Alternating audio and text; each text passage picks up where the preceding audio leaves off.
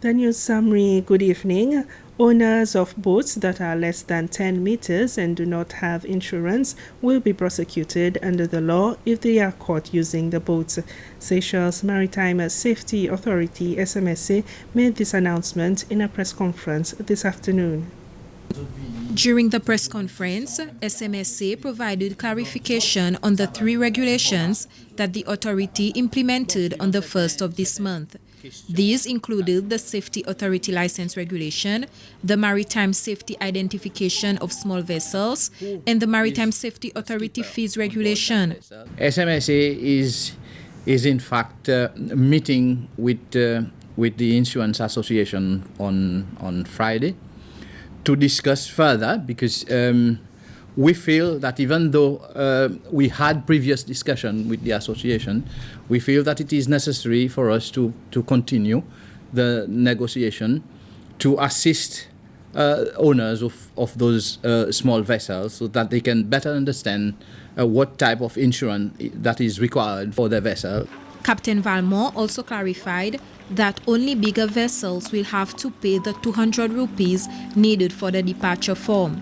He also said that the form is vital for SMSA's record. Captain Valmont also added that the required oral test will cost 300 rupees. Upon completion of the proficiency test, a certificate that costs 500 rupees will be given to the operators. The certificate is valid for 5 years. The Seychelles Islands Company (IDC) is now managing Etoile Island, Boudez Island, and African Bank in the Emirates group of islands.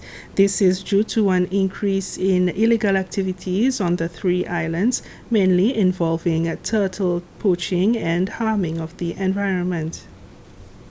The IDC's CEO, Glenny Savy, announced the new measure this afternoon in a press conference, where he also mentioned the Grand Bab Hotel on Silhouette. Mr. Savy expressed disappointment that no Seychellois investors have shown interest in the project, while 3 foreign investors have already submitted their proposals. He also reveals that the first batch of shrimps from Koe TV will be on the market by the end of April. The agency responsible for promoting small businesses, SMSA, is conducting an exercise to register vendors selling fruits and vegetables at the Beauvallon Promenade. The exercise began on Monday, the 25th of January, and 9 out of 12 vendors who normally sell their products at Beauvallon have collected registration forms. The CEO of SMSA, Lisa Lautoy, said that the exercise is part of the process aimed at solving the many issues related to the fruit and vegetable selling activity. SMSA, in collaboration with the local government, we are assisting those vendors who are receiving difficulties, for example, in filling up the forms, in going to the registrar's office. So in the event that these vendors are facing difficulties, SMSA, along with local government, we are here to assist them to facilitate this process for them, because what we want these vendors to understand is government is ready and understand that you need something to do. You are given second chances for most of them, because most of them are ex-convicts or have had previous legal issues. So we want to give them the opportunity to do something else, but you have to do it properly and legally in a proper manner. The Museum of History received a collection of 66 picture postcards produced in the early 1900s. The donation was made by Aoki Sumio through the Japanese embassy. A collection of photographs that has captured the history of Seychelles. These photographs show life in Seychelles between 1903 and 1910.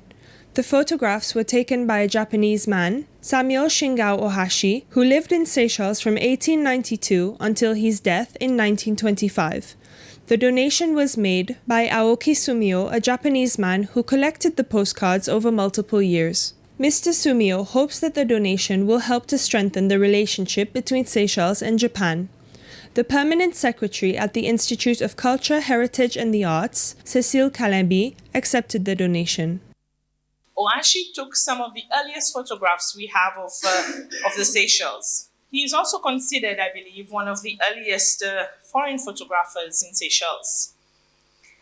And as many contemporary photographers at that time, Ohashi published and took photos of current events that provide us even now a historical record of past historical events, buildings and sites, nature, and how Seychelles used to be in the early 1900s.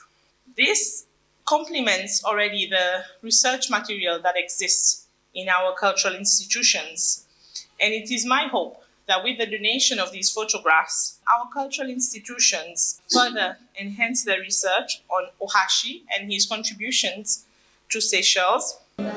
Mr. Sumio also donated photographs and books on Kyoto, the town where Mr. Ohashi was born.